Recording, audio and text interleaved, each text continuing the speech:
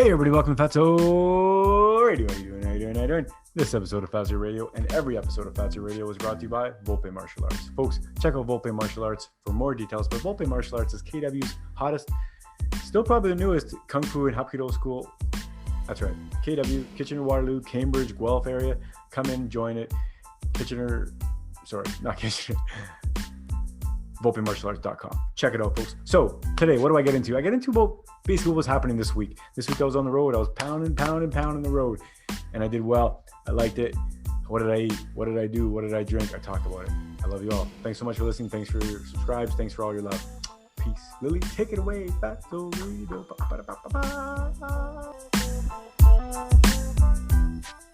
Fatso, the really good podcast show. Fatso, our very first podcast show.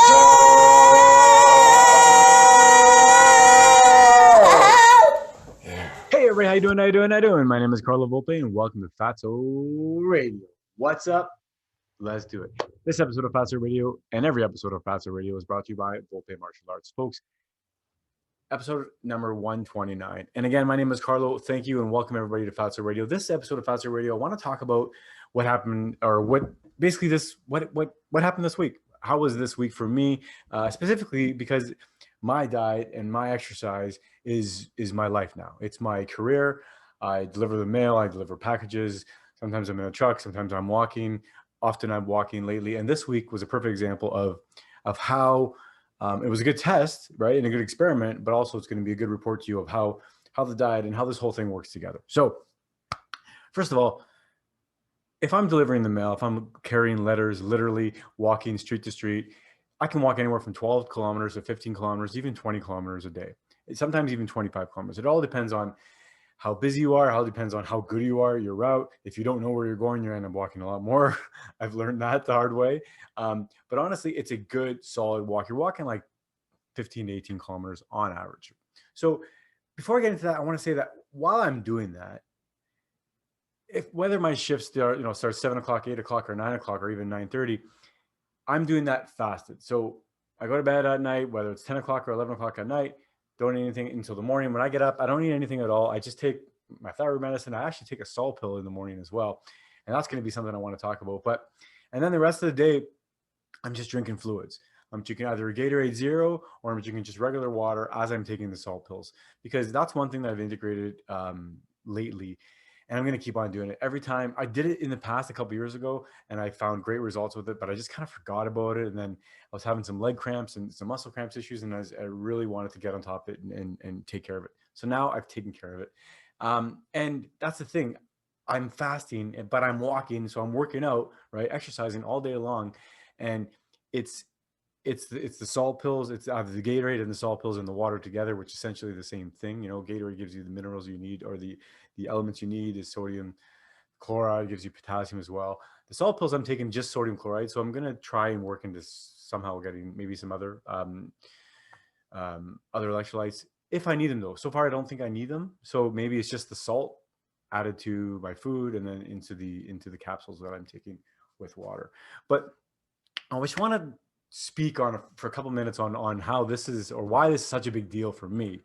It really is because, for starters, if you guys remember, if you've been through the show, if you've followed me along, or if you've watched, and thank you again for watching, thanks for subscribes and listens and the comments and everything. But if you remember, I was 330 pounds for over a decade. From the time I was around 19 years old or so, I was up around 300 pounds.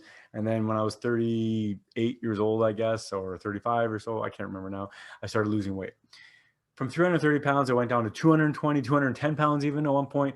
I'm up around 220 now, probably losing a little bit more weight this week because I've done a lot of walking. But the thing is that I was never a walker. I was never someone who enjoyed walking. I was never someone even who enjoyed a lot of just plain exercise for the sake of exercise. But now I can say, I don't know what happened exactly.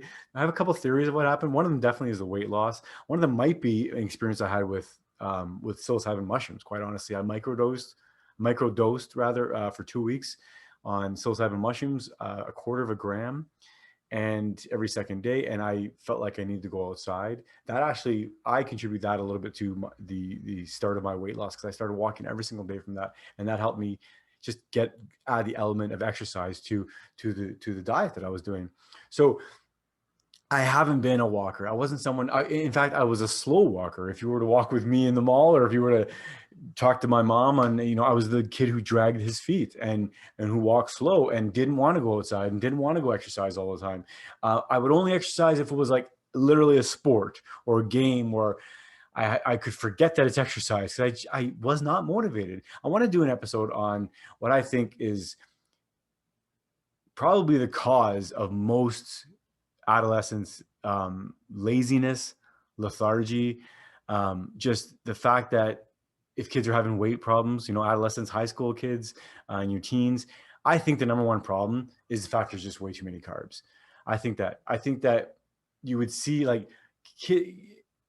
I know what it's like. I know what it's like to be 10 years old, 11 years old, 12 years old. I know this is not an episode about kids or anything, but if you have kids, maybe consider this. Again, I'm not a doctor, but if your kids are 10 years old and 11 years old and 12 years old or whatever, I have an 11-year-old daughter, and I have cousins, and she has cousins, and they have cousins. And I remember being 11 years old and 10 years old. And for me, I can relate to all these kids. I see a couple 10-year-old kids, 11-year-old kids, lots of them, not just a couple, that are just don't want to go out, don't want to go outside and play sports, even though they like the sport, even though they know they should go outside. Kids in general don't do exercise because they know they should, right? Let's get that out of the way. But I understand. I remember what it's like. And what I think it is, I think it's the food they're eating. I think it's 100% the food they're eating, because when I changed the food I was eating, a part of my personality changed. Not a part of my personality per se, but a switch flicked on where I was on go. I was ready to go. I don't know how to explain it exactly, but it was like when I was burning sugar, I was like, and I literally mean carbohydrates, pastas, rice, whatever it is, fruits, vegetables. If that was my primary source or my majority of my source for fuel, this is how I felt. I was tired. Didn't really have the energy to go. Once I got up and started to get going, and once I got going, I guess, like in a sport or like in a martial art or anything. Even martial arts when I was a kid, I was very lazy, very reluctant to do martial arts when I was a kid. It was always just hard for me. It wasn't hard for me as a fact like I couldn't do it. I just required more effort than I wanted to put out.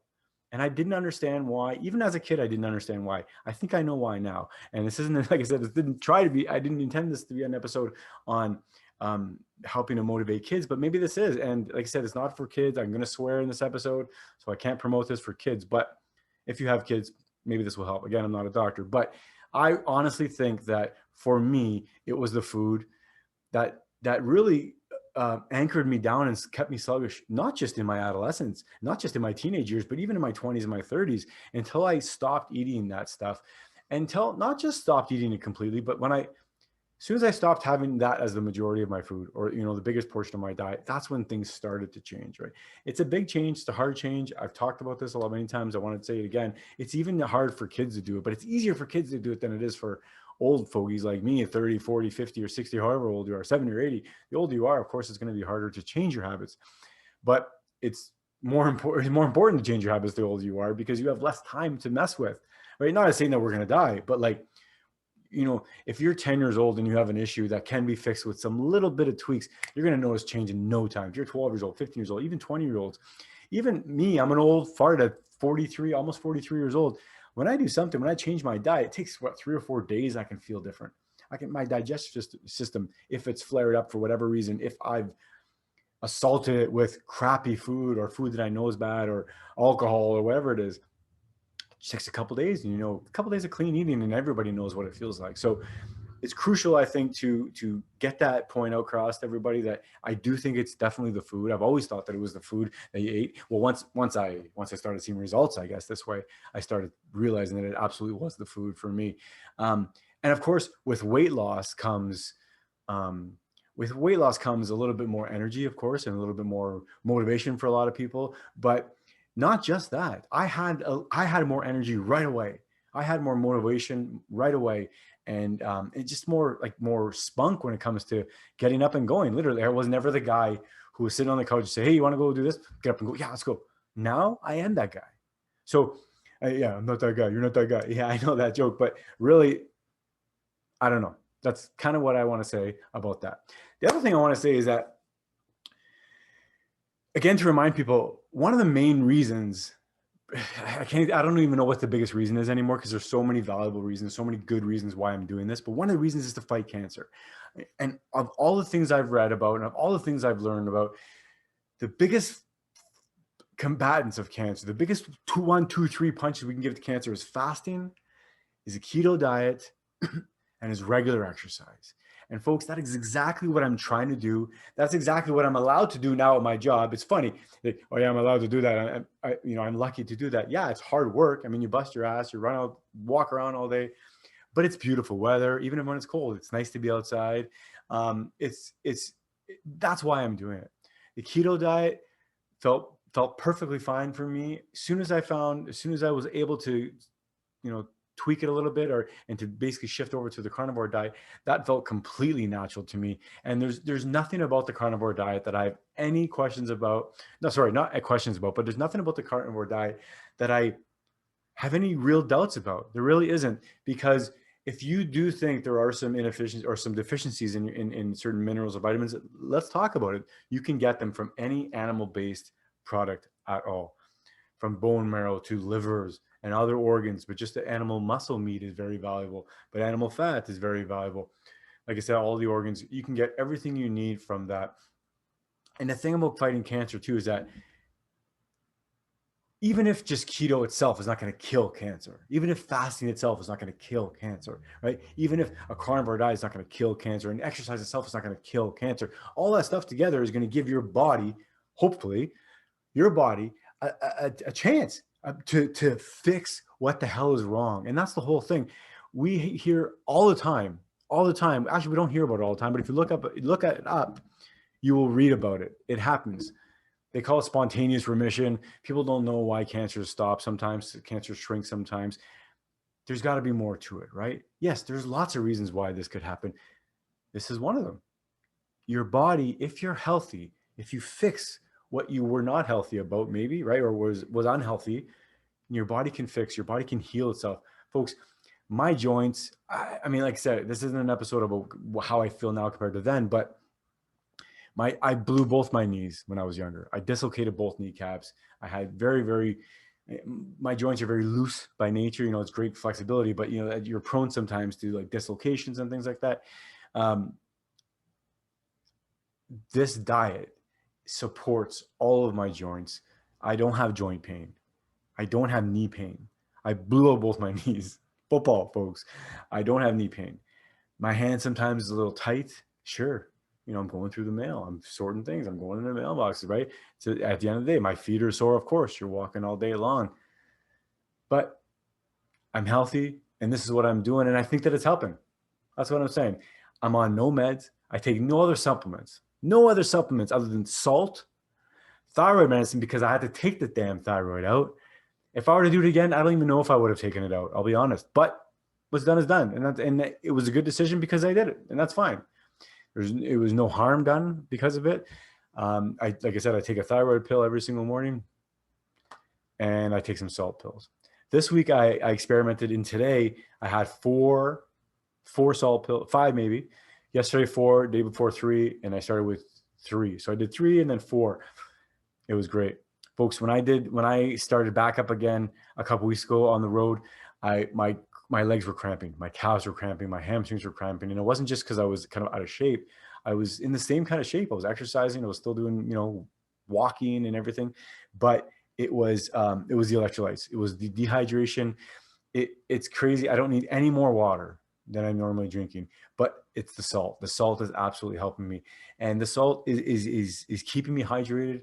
It's keeping those electrolytes in, which keeping, the electricity firing in my body.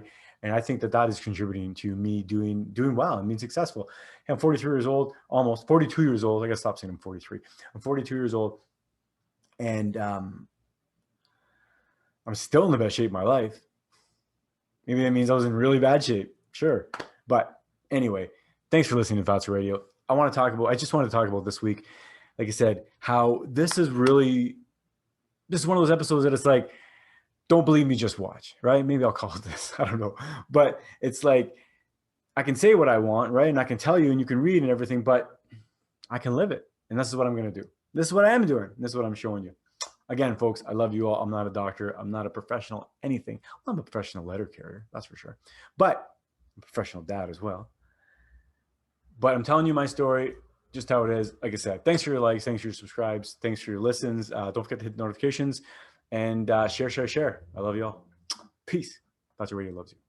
Let's say bye to everybody. Bye. And we'll say thanks for listening. Say thanks for listening. Thanks for listening. Bye-bye. Fatso Radio, the really great podcast show. Fatso Radio, the really great podcast show. So get your butt and get in your chair. Don't eat your nails and don't pull your hair. We'll talk about chicken or talk about steak. We'll talk about fat, for goodness sake. Fatso, the really great podcast show. Fatso, our very first podcast show.